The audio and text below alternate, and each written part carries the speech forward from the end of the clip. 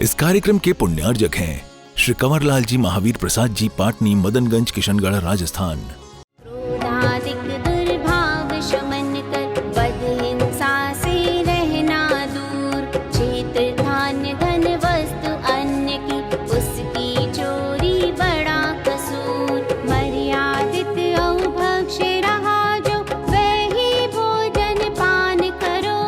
शांति मार्ग अनुसार चलन से, पित आत्म का नित्य धरो। पित आत्म का नित्य धरो। ओम नमः सिद्धेभ्यः। ओम नमः सिद्धेभ्यः। ओकारं बिंदु संयुक्तं नित्यं ध्यायन्ति योगिनः। कामदं मोक्षदं चैव, ओंकाराय नमो नमः। अरहमित्यक्षरं ब्रह्म, वाचकं परमेष्ठिनः। सिद्धचक्रस्य सद्बीजं, सर्वतः प्रणमाम्यहम्। देवादिदेव 1008 श्री शांतिनाथ भगवान की, परम पूज्याचार्य गुरुवर श्री विद्यासागर जी महाराज की, बोली परम कार्य गुरुदेव मुनि प्रणम सागर जी, चंद्र सागर जी महाराज की। जितना हम भगवान की पूजा करने के आए हैं, उतना ही हम नैवेद्य चढ़ा करके क्षुधा वेदनी का नाश करके नहीं आए, क्षुधा वेदनी की और उदीर्णा करके आए। ऐसा नहीं लगता? कई लोगों को जिनको मंदिर आने का नियम होता है, मैं बताऊं आपको, ये सही बात है, ये अनुभव की भी बात है और आपके द्वारा ये इस बात का समर्थन होना भी चाहिए कि हाँ ये बात सही है। जब तक मंदिर में बैठे रहोगे भूख नहीं लगेगी, लेकिन मंदिर से जैसे ही घर पे गए चाहिए कुछ खाने को, भूख लगेगी। चाहे नाश्ता दो, चाहे भोजन दो, कुछ भी दो। मंदिर से जाने के बाद में घर पे पहुंचे तो माने खाना खाना जरूर चाहिए, इच्छा उत्पन्न होती है। ऐसा क्यों? यहां रह करके तो आपने क्षुधा वेदनी के निवारण करने के लिए भगवान को नैवेद्य समर्पित किए। क्षुधा की वेदना का ह्रास तो हुआ नहीं, कुछ कमी तो हुई नहीं, और घर पर पहुंचते ही क्षुधा वेदना बढ़ गई। क्यों बढ़ गई? वो क्षुधा वेदना को उत्पन्न करने का एक माहौल वो घर पे ही होता है, मंदिर से बाहर निकलने के बाद ही होता है। मंदिर में रहते हुए व्यक्ति को क्षुधा नहीं लगती। उपवास करने वाले व्यक्ति को हर समय कोई क्षुधा की वेदना नहीं होती। जिसने मन में व्रत ले लिया, संकल्प ले लिया, वह अपने मन में कोई भोजन की इच्छा नहीं रखता। क्यों नहीं? असाता वेदनी की उदीर्णा होगी, लेकिन भोजन करने की इच्छा नहीं होगी। क्यों नहीं होगी? क्योंकि इच्छा का नियंत्रण उसके हाथ में है।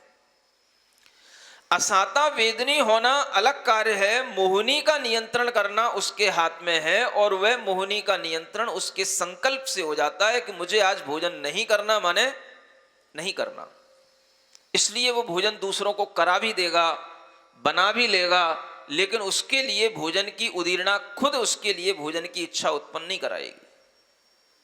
आप सोचें, जब अंतर अंतर मुहूर्त में इस तरह से भोजन की इच्छा के लिए असाता वेदनी कर्म की उदीर्णा, मोहिनी कर्म की उदीर्णा होते हुए भी हम उसको नियंत्रित कर लेते हैं, तो केवली भगवान के लिए वह भोजन की इच्छा नियंत्रण के बिना हो जाए, ये कुछ भी समझ नहीं आता। जो तथ्य भगवान की वाणी में नहीं है, अलग से शास्त्रों में बनाए गए, अलग से जब ये संप्रदाय बने तो उन्होंने अपने अलग शास्त्र बना करके ऐसे तथ्यों की उसमें मिलावट की, तो वह मिलावट जो है वो आपको बताई जा रही है। बाकी सिद्धांत पूरे जैन धर्म के अंदर सब जैनियों के, सब जैन संप्रदायों के एक समान है। अहिंसा के सिद्धांत, कर्म सिद्धांत, जीव सिद्धांत, अनादिकाल से जीव का आवागमन का सिद्धांत, चार गतियों के सिद्धांत, पंच परावर्तन के सिद्धांत, अष्ट कर्मों के बंद उदय उदीर्णा के सिद्धांत, सारे सिद्धांत, आत्मा परमात्मा बहिरात्मा अंतरात्मा के सारे सिद्धांत सभी जैनों में एक समान है। अंतर कहां डाल दिया, वो अंतर आपको बताया जाना जरूरी है, क्योंकि विचार चतुर पुरुषों के लिए हर चीज का विचार करना जरूरी होता है, और विचार नहीं करोगे तो आपके अंदर विवेक उत्पन्न नहीं होगा। ये विचार किसी की निंदा के लिए नहीं होते हैं, विचार सत्य असत्य का निर्णय करने के लिए होते हैं, और निर्णय जब तक नहीं होगा जब तक आप सत्य सत्य का सही ढंग से विचार नहीं करोगे। इसलिए आपको विचार करना है कि यह जो अवधारणा प्रारंभ हुई ये भगवान तीर्थंकर के द्वारा नहीं बताई गई। ये दुर्भिक्ष होने के बाद, अकाल पड़ने के बाद जब अलग से एक संप्रदाय का एक गठन हुआ तो उसमें कुछ ऐसे सिद्धांत जोड़े गए, और वो जो बाहर से जुड़ते हैं वो थिंगड़े कहलाते हैं। वो उसमें कितने भी पेस्ट किए जाएं वो पेस्ट अलग से दिखाई देते हैं। ये वो पेस्ट हैं, ये वो सिद्धांत हैं जो अलग से जोड़े गए। ये विचार करना जरूरी है कि केवली भगवान के अंदर भूख की इच्छा कैसे हो सकती है। एक सामान्य व्यक्ति भी घंटों घंटों तक बिना भूख के रह सकता है, भूख की इच्छा के बिना रह सकता है, तो केवली भगवान को प्रतिदिन भोजन करना जरूरी कैसे हो सकता है।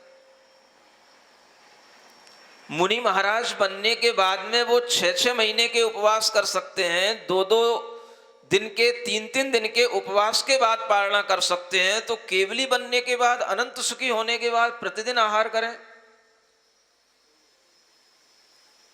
और प्रतिदिन नहीं करेंगे तो फिर एक प्रश्न हो जाएगा कि भाई प्रतिदिन क्यों नहीं कर रहे हैं, प्रतिदिन क्यों नहीं कर रहे हैं। क्या वो स्वयं अपनी आहार की इच्छा व्यक्त करते हैं तब पता पड़ता है लोगों को कि भाई इन्हें आहार करना है, ये प्रश्न होगा, या बिना इच्छा के उनके सामने लाके रख दिया जाता है और वो कहीं बैठ करके खा लेते हैं। ऐसा भी उस संप्रदाय में बताया जाता है कि केवली भगवान के लिए एक स्थान नियुक्त रहता है जिसे देवच्छंद कहा जाता है। वो स्थान किसी को दिखाई नहीं देता है और वहां बैठ करके वो भोजन कर लेते हैं, गंधकुटी से उठते हैं और वहां बैठ करके भोजन कर लेते हैं। आप सोचें उस समय पर किसी को दर्शन नहीं होंगे, कोई उनको देख नहीं पाएगा, वो उनका अतिशय बताया जाता है, वो देवच्छंद नाम का स्थान। अब आप सोचें समो शरण उतनी देर तक खाली रहेगा, भगवान के दर्शन नहीं होंगे उतनी देर तक। और भोजन करना अगर छुप करके हो रहा है तो ये तो एक बहुत बड़ा दोष हो गया। केवली भगवान की क्रियाएं अगर छुप करके होंगी तो छुप करके होने वाली क्रियाएं तो या तो असभ्य क्रियाएं होती हैं या चोरी की क्रियाएं होती हैं। नहीं समझे? सोचने की बात है, तमाम प्रश्न उत्पन्न होने चाहिए। इन प्रश्नों पर आजकल कोई विचार क्यों नहीं किया जाता? अगर भगवान छुप करके भोजन कर रहे हैं तो चोरी छुपे भोजन करना यह अपने आप में बहुत बड़ा दोष है। जब मुनि महाराज भी सबके समक्ष भोजन करते हैं तो चोरी छुपे अलग कहीं स्थान पर दुपक करके भोजन करना यह केवली भगवान के लिए शोभा नहीं देगा। चोरी छुपे भोजन कौन करता है? जिसके अंदर कोई चोरी करने का भाव हो कि कोई देख ना ले, और कोई देख ना ले इस तरह का भाव होना ही एक भय है। फिर भय कसाई भी उनके अंदर उत्पन्न हो जाएगी, लोभ भी उत्पन्न हो गया, मोह भी उत्पन्न हो गया, भय भी उत्पन्न हो गया। फिर भगवान निष्कसाय बीतराग बचे ही कहां? और आप कह रहे हो कि 18 दोषों से रहित हैं भगवान। भगवान के अंदर भोजन करने की इच्छा उत्पन्न होना ये एक बहुत बड़ी चीज है, और ये इच्छा मोहनी कर्म के कारण से उत्पन्न होती है। हम अपने मोहनी कर्म को कंट्रोल जब तक करके रखते हैं तब तक हम उसको तप कहते हैं, और भगवान ने उस मोहनी कर्म का जब नाश ही कर दिया तो अब तो वो तप भी नहीं कर सकते, वो तो तपों से भी ऊपर उठ गए। अब वो तप क्या करेंगे? अगर हम कहें कि वो एक दिन बाद भोजन करते हैं तो एक दिन भोजन क्यों नहीं किया उन्होंने? फिर प्रश्न हो जाएगा क्या तप किया क्या उन्होंने? तप तो बहुत नीचे स्तर के मुनियों का काम है, वो तो तप के फल को प्राप्त हो चुके।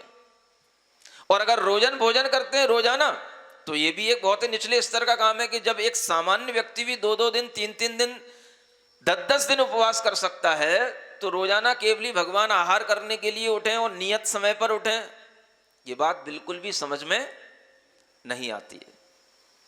आप विचार करें कि केवली भगवान के लिए भोजन का होना कितना बड़ा एक कलंक लगाना है अरिहंत भगवान के ऊपर। और जब केवली भगवान भोजन करेंगे, फिर हम थोड़ी सी बात आगे बढ़ाएं कि जब वो भोजन करते हैं तो भोजन तो दूसरा लेकर के आया है, भोजन उनको कराया जा रहा है। भोजन वो कैसे कर लेंगे? आपके मुंह में अगर भोजन पहुंच रहा है तो वो भोजन कभी भी आपकी इच्छा के बिना मुंह में नहीं पहुंच सकता है। आप कहो कि बिना इच्छा के भगवान भोजन कर लेते हैं, बिना इच्छा के कभी भोजन नहीं हो सकता है। बिना इच्छा के विहार हो सकता है, बिना इच्छा के उपदेश हो सकता है, लेकिन बिना इच्छा के भोजन नहीं हो सकता। क्योंकि भोजन अपनी संतुष्टि के लिए किया जाता है, विहार और उपदेश दूसरे की संतुष्टि के लिए होते हैं, दूसरे के कल्याण के लिए होते हैं। भोजन अपनी रक्षा करने के लिए होता है। अगर हम भोजन नहीं करेंगे तो क्या हो जाएगा? हमारे शरीर में बल की कमी हो जाएगी, दूसरे दिन तक हमारा पित्त भड़कने लग जाएगा, रात में नींद नहीं आएगी, थकान उत्पन्न होगी। ऐसा होता है ना। जब भगवान अनंत बल के धारी हो गए तो उनके लिए वीर्य अंतराय कर्म के नष्ट होने पर अनंत वीर्य जिनकी आत्मा में उत्पन्न हो गया, तो अब उन्हें ये सब बातें कैसे हो सकती हैं? तो भोजन करने का कोई प्रयोजन उनके लिए सिद्ध नहीं होता। अगर कहा जाए कि भगवान के लिए भोजन होता है, वो अपनी थकान दूर करने के लिए करते हैं, तो वह थकान दूर करेंगे तो फिर उन्हें निद्रा भी आएगी। क्योंकि भोजन करने के बाद सामान्य व्यक्ति को नींद भी आती है, प्रमाद भी आता है। फिर आप उन्हें भोजन करने के बाद में कहीं सुलाने की व्यवस्था भी बनाएंगे, वो भी देखने नहीं चाहिए, क्योंकि गंदकुटी में बैठे बैठे तो सो नहीं सकते हैं। नहीं समझे? फिर भगवान को नींद भी दिखानी पड़ेगी, सुलाना भी पड़ेगा। अनेक दोष उत्पन्न होते चले जाएंगे और उन दोषों का निवारण नहीं हो सकता। अगर भगवान भोजन करते हैं तो उस भोजन को चबाना पड़ेगा। चबाना अपनी इच्छा से होता है। कभी कभी आप देखते हो, अगर कोई बच्चे को कोई दवाई खाने की इच्छा नहीं होती है तो मां उसके मुंह में जबरदस्ती चिम्मच डाल देती है। वो दवाई वो होगी जो उसके गले के अंदर चली जाए, जबरदस्ती उसको कुछ पिला देगी। लेकिन अगर कुछ खाने की इच्छा होगी तो मुंह चलाना पड़ेगा, चर्वन करना पड़ेगा। चर्वन इच्छा के बिना नहीं होता। कुछ समझ में आता है? वैसे खाते पीते रहते हो। कोई जबरदस्ती अगर कोई खिला भी देगा तो चर्वन तो गले के नीचे, तो हम उस ग्रास को 32 बार चबाएंगे तब जाकर के वो गले के नीचे उतरेगा। और वह जब नीचे उतरेगा तो वो हमारी इच्छा से उतरेगा। अगर हमारी इच्छा नहीं है तो कई बार कोई भोजन ऐसे भी हो जाते हैं जो मुंह में रह जाते हैं, गले के नीचे नहीं उतरते हैं।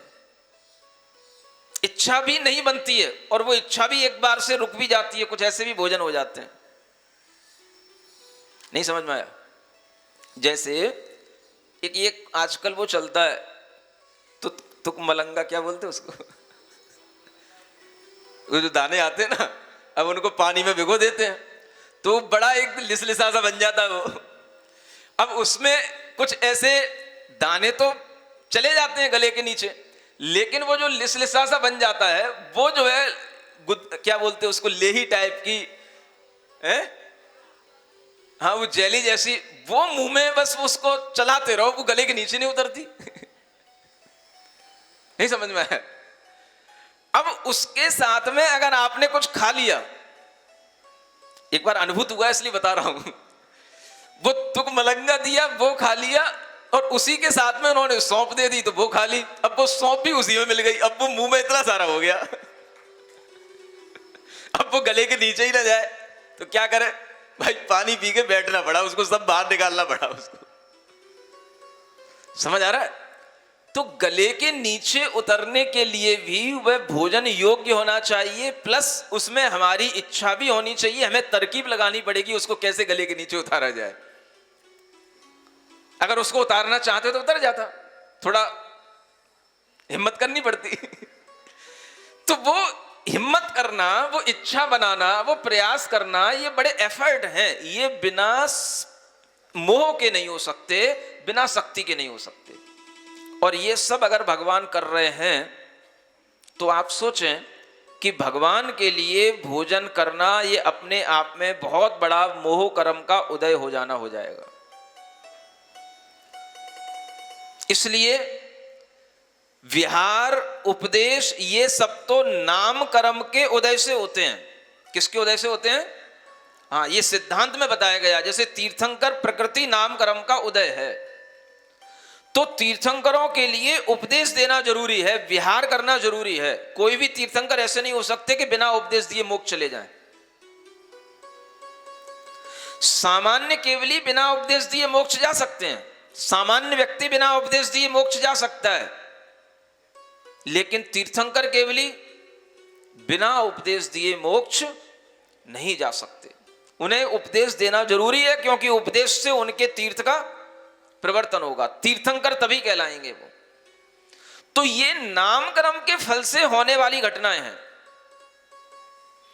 प्रशस्त विहायोगति नाम कर्म का उदय होगा, उस तीर्थंकर नाम कर्म के उदय के साथ में और भी अनेक नाम कर्म के उदय होंगे, तो उनका विहार होगा। विहार होगा तो देवों के द्वारा अनेक तरह की ये सब व्यवस्थाएं दी जाएंगी।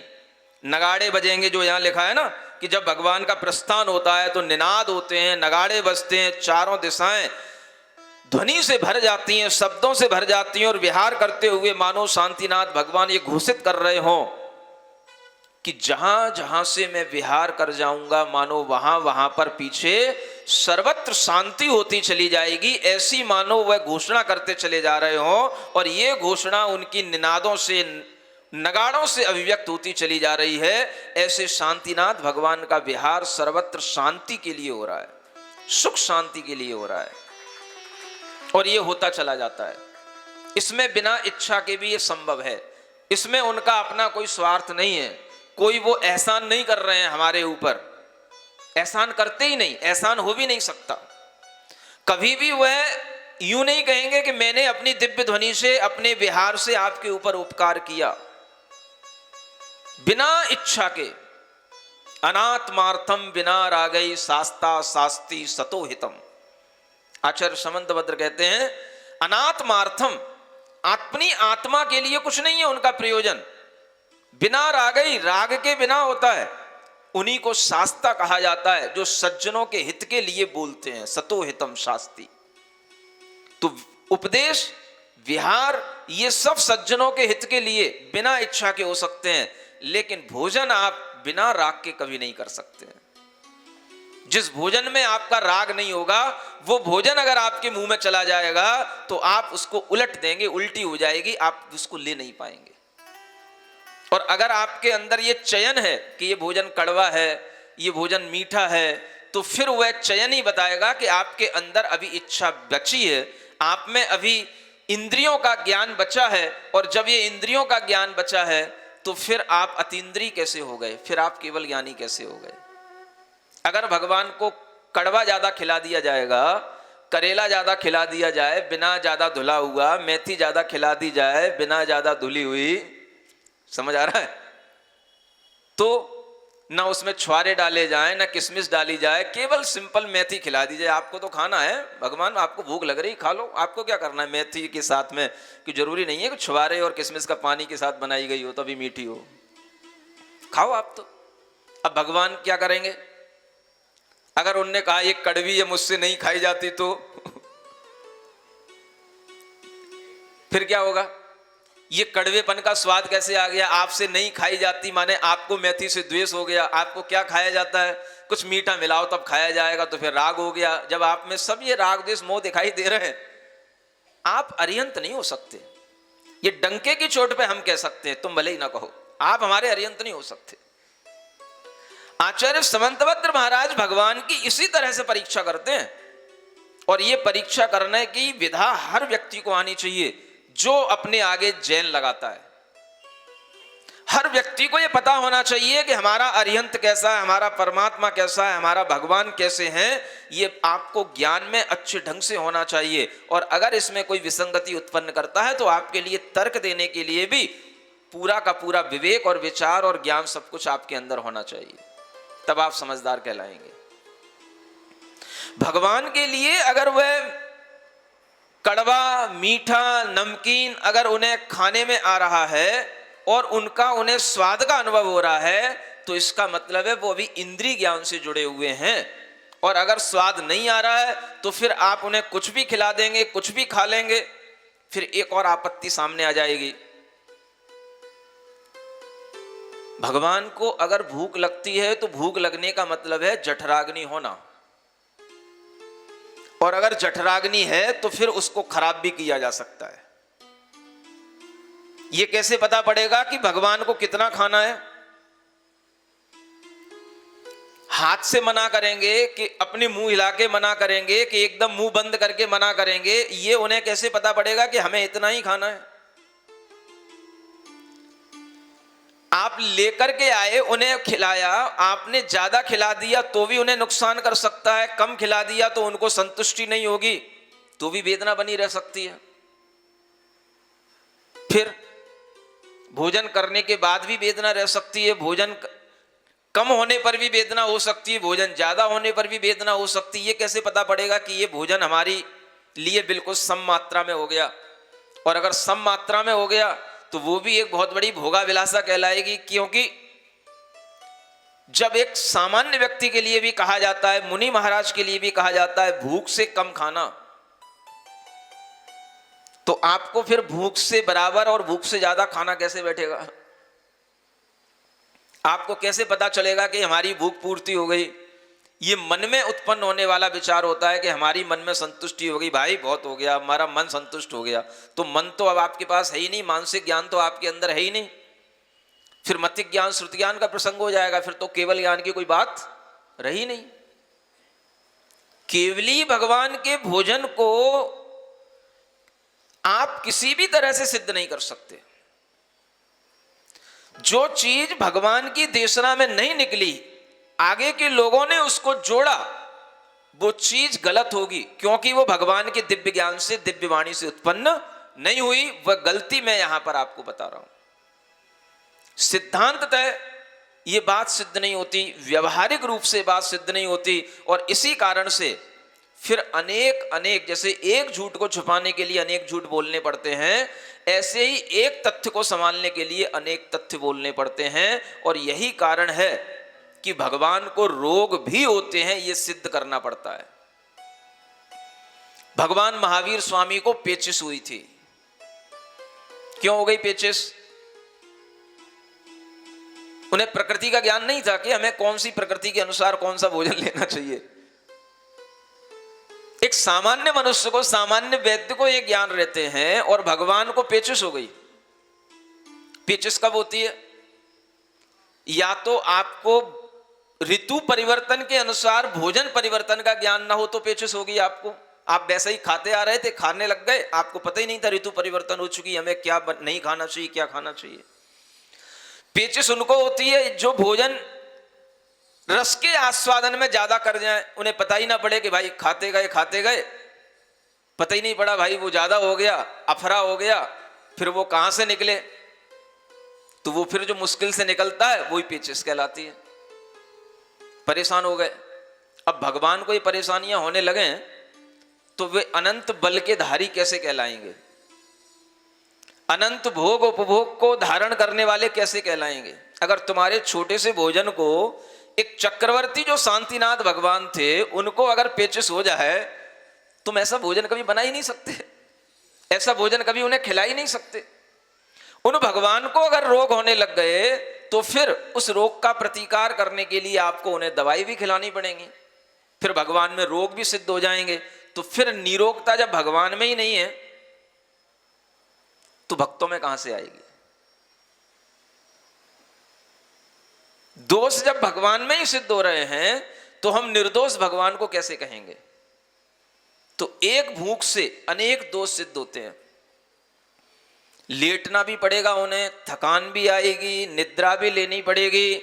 अगर किसी दिन भोजन नहीं मिला, मान लो कोई कारण से भोजन नहीं दिया गया, तो क्या करेंगे? बेचैनी होगी। जब हमें जिस टाइम पे चाहिए और आज उस टाइम पे कोई आया नहीं, बेचैनी होती कि नहीं होती? जो टाइम जिस काम के लिए फिक्स है उस टाइम पे वो काम ना हो, अफरा तफरी मच जाती है। 8:30 बजे प्रवचन होना है और 8:30 बजने को हो और कोई भी सामने ना बैठा हुआ दिखाई दे, कोई भी कहे ही ना कि प्रवचन होना है, सभा में पहुंचना है, तो लोग पूछने लग जाते, भाई क्या हो रहा है आज, क्या हो गया, 8:30 बजे की प्रवचन होना नहीं है क्या? नहीं समझे? अगर नहीं हुए तो कुछ कारण बताना पड़ेगा, क्यों नहीं हुए, क्या हो गया, अस्वस्थता हो गई कि समाज में कुछ विघटन हो गया कुछ तो बताना पड़ेगा। तो हर चीज के लिए कुछ ना कुछ कारण दिए जाते हैं। जिस दिन भोजन नहीं मिला, भगवान को भोजन नहीं हुआ, तो भगवान को फिर पूछना पड़ेगा, भाई आज क्यों नहीं आया? भूल गया था क्या? इतना भी ध्यान नहीं रहता है। हम जैसे तीर्थंकरों का इतना भी ध्यान नहीं रखा जाएगा तो उन्हें और गुस्सा भी आ सकता है। फिर तो गुस्सा आना भी लाजमी है। समझ आ रहा है? एक भोजन सारी व्यवस्थाएं बिगाड़ सकता है। मैं आपको बताना चाह रहा हूं, भोजन वो जरूरी चीज नहीं है जिसके लिए आप कुतर्क करें कि जैसे बोलना इच्छा के बिना हो जाता है, विहार इच्छा के बिना हो जाता है, ऐसे भोजन इच्छा के बिना नहीं हो सकता। और हो गया तो वह अनेक तरह के प्रश्न सामने खड़ा कर देगा। भोजन आत्मसंतुष्टि के लिए होता है। व्यक्ति के लिए भोजन तब करना पड़ता है जब उसे लगे या तो मेरे लिए प्राणों की रक्षा करना है, या उसे लगे कि मेरे अंदर बल आदि की कमी हो रही है तो मुझे भोजन करना है। और अगर उसके लिए इस तरह से होता है तो उससे उसके ज्ञान में भी कमी आ जाती है, क्योंकि आप देखते हो जिसके अंदर बल की कमी होने लग जाएगी उसमें ज्ञान की भी कमी होने लग जाएगी। उपवास में ज्यादा पढ़ने लिखने का भी मेहनत नहीं हो पाती है, नई चीजें याद करने की मेहनत नहीं हो पाती है। जो चीजें सरलता से स्मरण में आ जाती हैं बस उन्हीं का चिंतन किया जाता है। दिमाग पे ज्यादा जोर डालोगे तो थक जाओगे। होता है कि नहीं ऐसा? बोलते तो ही नहीं तुम लोग। होता है। इसलिए उन तीर्थंकर भगवान के बल में कमी आने पर, उनके ज्ञान में कमी आ गई तो फिर वे केवल ज्ञानी भी सिद्ध नहीं होंगे। तीर्थंकर बनने से पहले जब मुनि अवस्था में होते हैं तब भी वे भोजन करने के लिए जाते हैं, लेकिन उद्देश्य उनका परोपकार का तब भी रहता है, लेकिन भोजन उनका उस समय पर अपनी इच्छा से होता है। वह चर्वन करते हैं, उनका लिए किसी ना किसी सेठ का, श्रावक का, घर का चयन होता है और वह उस भोजन को ग्रहण करते हैं। तो उस भोजन के समय पर उनके लिए भी प्रमत्त गुणस्थान के अनुसार उनका भोजन सिद्धांततः स्वीकार किया जाता है। लेकिन 13वें गुणस्थान में अप्रमत्त होने के बाद में उस भोजन की सिद्धि किसी भी तरह से नहीं हो सकती है। ऐसे केवली भगवान विहार कर रहे हैं, उपदेश देंगे जगह जगह, लेकिन थकेंगे नहीं। सुन रहे हो? पसीना नहीं आएगा उन्हें, कोई तरह की गर्मी आदि उन्हें परेशान नहीं करेगी, इतना वातावरण अनुकूल रहेगा। इसीलिए ये बताना हो रहा है कि भगवान को फिर उस थकावट को दूर करने के लिए कोई ज्यादा भूख लग जाए ऐसा नहीं होगा। उन्हें भूख भी नहीं लगेगी, प्यास भी नहीं लगेगी। और अगर इस तरह से भूख प्यास उनके लिए सिद्ध होती हैं तो अनेक और भी परिसय जो वेदनीय कर्म के उदय से होते हैं वो भी सब सिद्ध हो जाएंगे। आचार्यों ने कहा वेदनीय शेषाः, एक सूत्र आता है उसमें बताया गया है कि वेदनीय कर्म के उदय से शेष 11 परिचय होते हैं। कितने? हाँ, अगर भूख की वेदना, प्यास की वेदना होती है ये सिद्ध है और उसके कारण से उन्हें उसके प्रतिकार की इच्छा होती है, ये सिद्धांततः सिद्ध नहीं है। इसलिए केवली भगवान में वेदनी के उदय से 11 परिसरों का सद्भाव हो सकता है, लेकिन उनका प्रतिकार करने की इच्छा उनके अंदर नहीं होती। ये जैन सिद्धांत में बताया गया है। अगर आपने क्षुधा का प्रतिकार किया, तृषा का प्रतिकार किया, तो फिर उनको शीत और उष्ण की वेदना भी होगी, उसका भी प्रतिकार आपको करना पड़ेगा, क्योंकि वो भी वेदनी कर्म के उदय से होने वाला परिसर है। उन्हें ठंड भी लगेगी, गर्मी भी लगेगी। अगर असाता वेदनी के उदय से भूख प्यास लगती है, वो वेदनी की परिचय होती हैं, तो ये भी परिचय फिर हो जाएंगी उनके लिए, और इसका भी प्रतिकार करना पड़ेगा। फिर क्या करना पड़ेगा? केवली का ठंड में विहार नहीं होगा, गर्मी में विहार नहीं होगा, वो समझ नहीं पाएंगे या उसको सहन नहीं कर पाएंगे, तो आपको फिर जो है गंधकुटी में भी बहुत कुछ व्यवस्थाएं करनी पड़ेंगी, कूलर हीटर सब लगाने पड़ेंगे। क्या समझ में आ रहा है? दंश मशक परिसय भी उन्हें सहन करना पड़ेगा, फिर मच्छर भी काटेंगे उनको, उसका भी प्रतिकार वो करेंगे। फिर चर्या होगी तो फिर चर्या परिसय भी उनके लिए होगा, सोएंगे तो सैया परिसय भी होगा, फिर उनके लिए बद परिसय भी हो सकता है, क्योंकि असाता वेदनी के उदय में बद परिसय भी कहा जाता है। रोग परिसय तो आप मानने ही लग गए कि रोग परिसय होता है। मल परिसय भी होगा, फिर उन्हें मलमूत्र की बाधा भी होगी, भोजन करेंगे तो कहाँ जाएंगे, उसकी व्यवस्था भी बनानी पड़ेगी। समझ आ रहा है? उन अनंत सुखी भगवान को आप धीरे धीरे दुखी बना देंगे। ये दुख नहीं है, मलमूत्र की बाधाएं होना ये भी एक बहुत बड़ा दुख है। जब उनके जन्म के अतिशयों से ही ये चीज हो जाती है कि उनमें घटित नहीं होती, तो फिर केवल ज्ञान होने के बाद में उनमें मल मूत्र की बाधाएं कैसे संभव है, रोग कैसे संभव है। और इस तरह से ये जो सारा का सारा एक नया सिद्धांत बना करके जैनत्व के अंदर एक बहुत बड़ा एक भेद उत्पन्न किया गया, उस भेद के पीछे के ये सिद्धांत हैं, ये कारण हैं, वो अगर आपको पता होंगे तो आपको समझ में आएगा कि इन सिद्धांतों के कारण से ही एक बहुत बड़ा भेद उत्पन्न हो गया। अब बताओ हम केवली भगवान को किस रूप में स्वीकार करें, कैसा स्वीकार करें बताओ?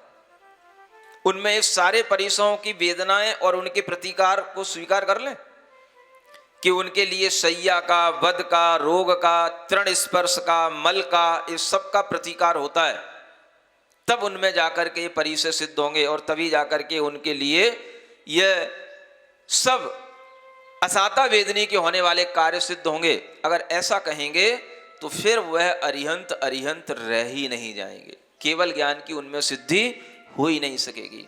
और आप सभी लोग केवल ज्ञानी उन्हें मान रहे हो, अनंत सुखी मान रहे हो, अनंत चतुष्टय के धनी सब मान रहे हैं, और साथ में ये भी कह रहे हैं कि केवली कबलाहारी होते हैं, ग्रास लेते हैं, भोजन करते हैं, कोई उनके लिए भोजन लाता है, देवच्छंद स्थान में वो छिप करके भोजन करते हैं, किसी को दिखाई नहीं देता है, ये उनका अतिशय होता है। इस तरह की न जाने कितनी मनगढ़ंत बातें की जाती हैं, और इन सब बातों को समझ करके आपको ये समझना है कि केवली भगवान में अगर इस तरह की बातें घटित होने लगीं तो फिर उनका वह प्राकृतिक रूप निर्दोष नहीं रह जाएगा, सारे दोष उनमें सिद्ध हो जाएंगे एक भोजन की सिद्धि हो जाने से।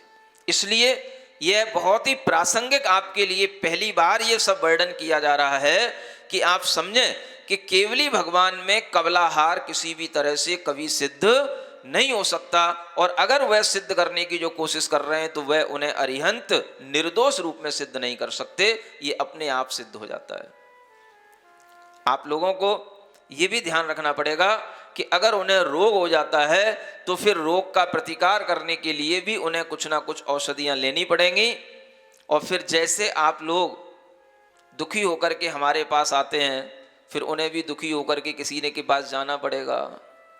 फिर वो कैसे भगवान रहेंगे, वो हमारे पास आए और हम उनसे कहें कि आप अरहम ध्यान योग किया करो समझ में आ रहा है? पेट खराब हो गया है, जो 5 तालियां बताई हैं वो तालियां बजाए करो, बढ़िया हो जाएगा। ब्लड प्रेशर बढ़ रहा है, बराबर नहीं हो रहा है, 5 प्रकार की क्लैपिंग करो, बिल्कुल निरोग रहोगे, पेट से लेकर के खून से लेकर के पीठ तक के सारे अवयव बढ़िया रहेंगे। समझ आ रहा है? और 5 मुद्राएं करो, कभी भी तुम्हारी ना कमर दुखेगी ना पेट दुखेगा। दिन में 2 बार करो, 20-20 मिनट के लिए 2 बार से ज्यादा करने की जरूरत पड़ जाए तो 3 बार कर लो, कोई दिक्कत नहीं। फिर हमें भगवान से ये भी कहना पड़ेगा, भगवान बीमार क्यों पड़ गए, और हम ध्यान योग करते तो ठीक रहता। समझ आ रहा है? तो ऐसी भगवान की हमें फजीयत नहीं करना कि हमें ही भगवान के गुणगान करें और हमें ही भगवान को और हम ध्यान योग सुनाएं सिखाएं। इसलिए आपको ये समझना है कि केवली भगवान को कभी बीमारियां नहीं होती, वो निरोग होते हैं, वो क्षुधा वेदना तृषा से रहित होते हैं, वो निर्दोष होते हैं। ऐसे ही भगवान को हम अरिहंत भगवान कहते हैं। ऐसे अरिहंत केवली शांतिनाथ भगवान की। सिरिजिणवाणी जग कल्याणी जग जन मदतम मोहरी जणमण हारी गढ़हर हारी जम जरा भव रोग हरि तिथ्य राणम दिव्य झुणिम जो पड़ई सुणई मय्ये धारई राणम सौख मणंतम धैर्य सासद मोक्ष पदम पावई सासद मोक्ष पदम पावई। इस कार्यक्रम के पुण्यार्जक थे श्री कंवरलाल जी महावीर प्रसाद जी, पाटनी, मदनगंज, किशनगढ़, राजस्थान।